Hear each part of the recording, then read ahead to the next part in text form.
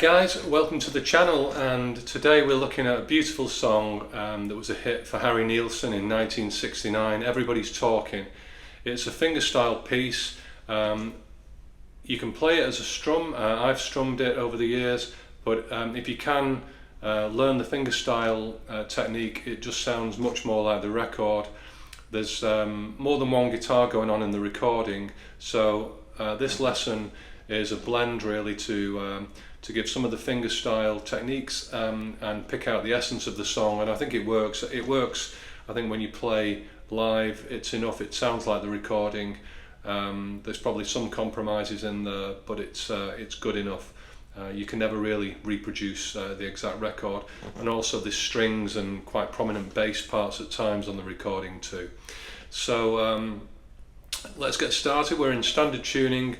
I've got a capo at the 4th fret, and I'll refer to all the chords and the frets from the capo as if that were the nut. We're in C, but at the 4th fret, that's the root is an E really, the song's in E. So I'll be referring to the chords by their usual names. Let's get zoomed in and close up, and let's get started. Okay, so we're nice and close up, and we're starting with the C chord from the capo. And it sounds like this.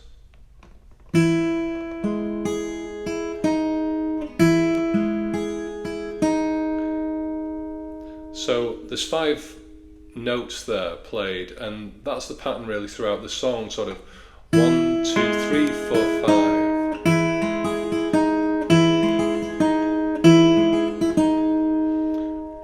So it's a C, but we take it to C major 7 with that note there. You could play it that way, and we do later on actually, but for this initial part, what you need to be doing is doing it with your pinky, and then we move to a C major 7 chord, but with a G in the bass, so it's an alternating bass line.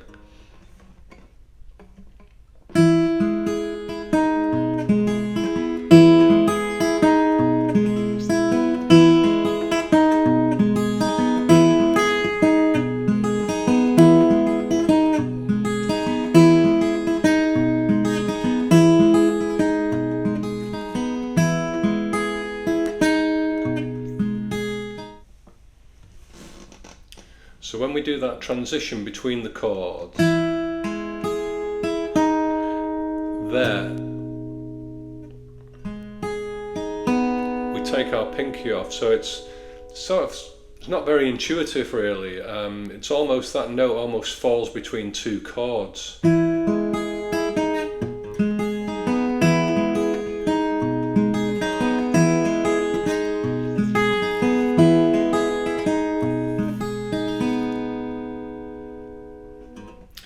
So again, it's the same strumming pattern with our 1, 2, 3, 4, 5, and then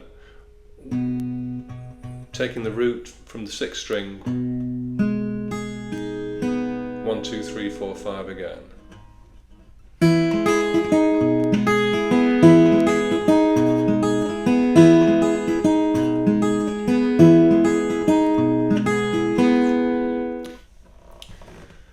So then we're going to go to the next shape, which is a C7, same strumming pattern,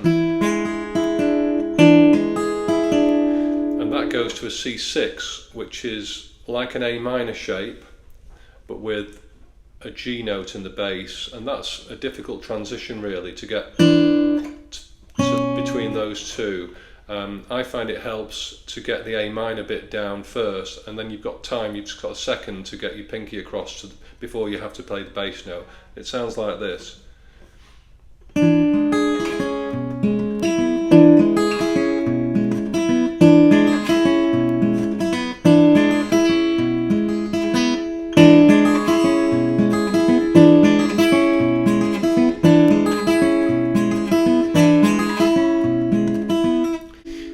And then what we do is take the whole pattern up onto the higher strings, the thinner strings, starting, this is a D minor 7 shape, so if you don't know that, you're holding down the first 2 strings at the 1st fret, and then we're holding down the third string at the second fret. It's a bit like an F but without the root, and we're playing a D string.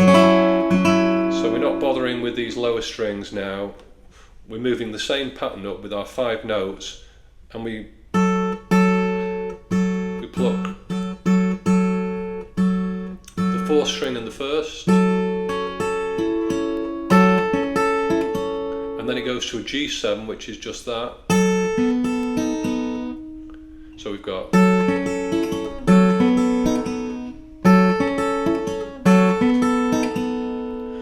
or what I sometimes do for the G7 is play the G note in the bass there. It just fills it out if you're playing on your own.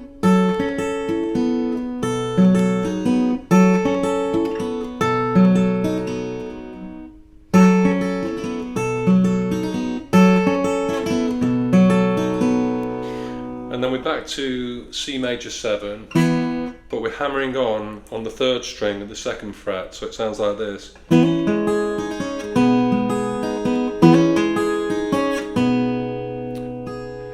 I'm just plucking those open 1st and 2nd strings, just coming back down, so it's a hammer on.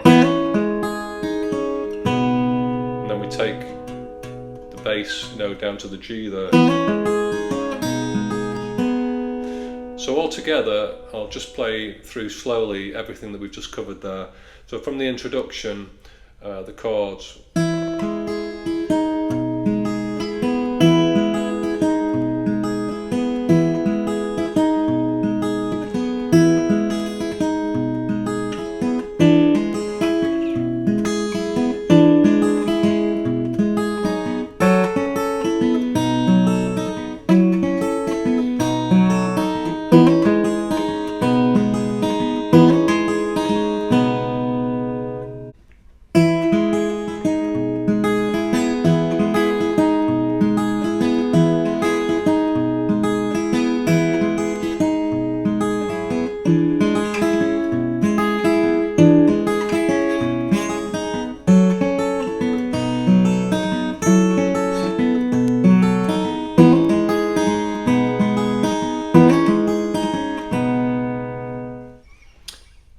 And that goes round again, back for another verse. So, you know, there's quite a bit happening there really, and I would say just keep practicing it, get it fluent, and get comfortable with it before you move on to the next bit. And then we'll look at the chorus.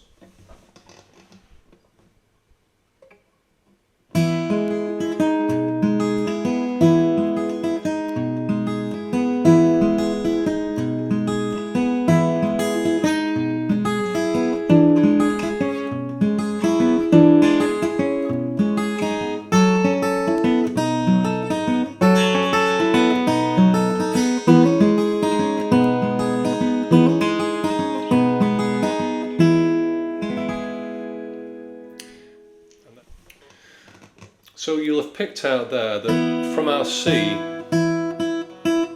have a C note there, and really all that's doing is just descending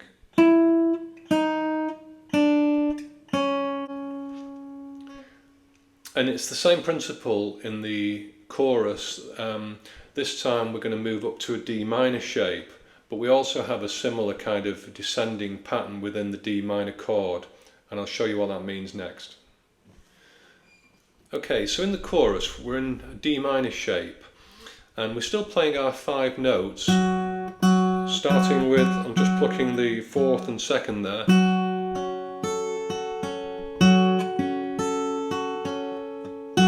so I'm plucking the 2nd and 4th, then the 3rd, 1st, 2nd and 3rd.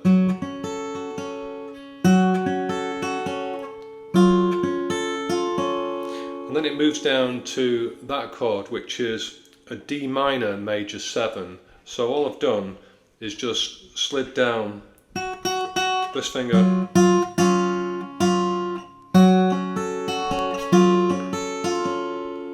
and then we go down again to a D minor 7, which we've already seen. So what we've done there is a bit like echoing what happens in the verse really. In the verse we're going, and in the chorus, here we go.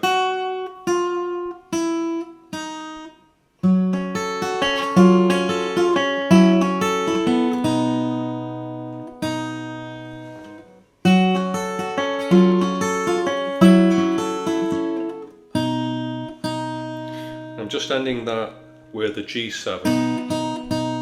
Again, you can play it just from the D string there, or I like to add the G root note just to fill the sound out when I'm playing it on my own.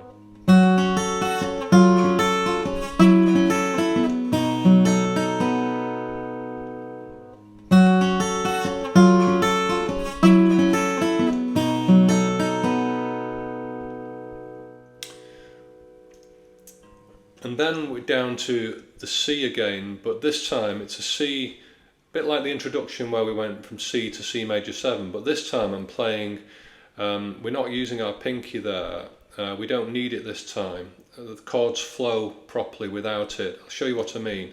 So we're going to play our C. I'm just lifting off there on the first fret. And I'm playing a G in the bass there.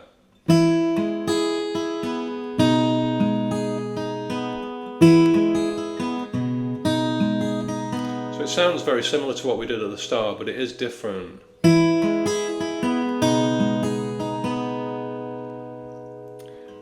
And then we're going to go to a C7. And instead of going to our C6, I'm just going to move my finger down to the G for the bass there. So this section is easier really than the verse. It's a bit of a relief when it comes round and you can play these chords, a relief from doing those stretches in our C6 shape. So all together in the chorus, I'll play through it very slowly. We're going to go.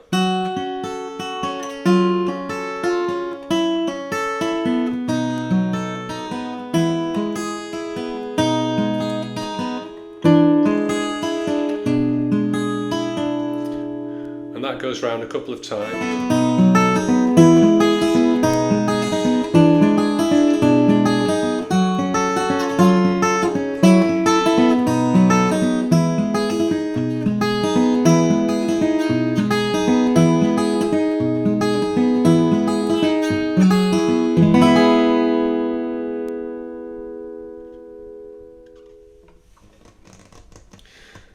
Okay, so there's just one final section in the song, towards the end of the song, where the vocals are singing "I won't let you leave my love behind," and here the chords just alternate between our D minor 7 and our G7, and then back to our C like we had at the start. It sounds like this.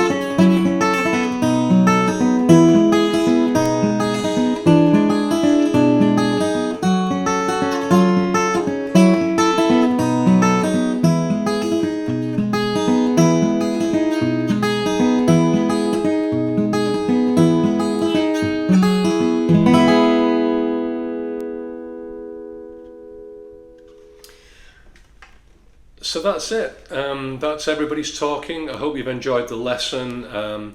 It's one to keep practicing with, really, to become fluent. It took me quite a while, still not perfect, but it's a lot of practice just to get those changes and to keep the rhythm of the picking going. So I really hope you enjoyed the lesson. Please, if you did, give it a like and a subscribe. It will help me with the channel, and I'm hoping to put lots more songs out, acoustic and electric pieces. And I really welcome your thoughts, your feedback, or any ideas or things you'd like me to cover in future lessons. So thanks again for joining me, and enjoy your guitar playing. Until next time, I'll see you soon.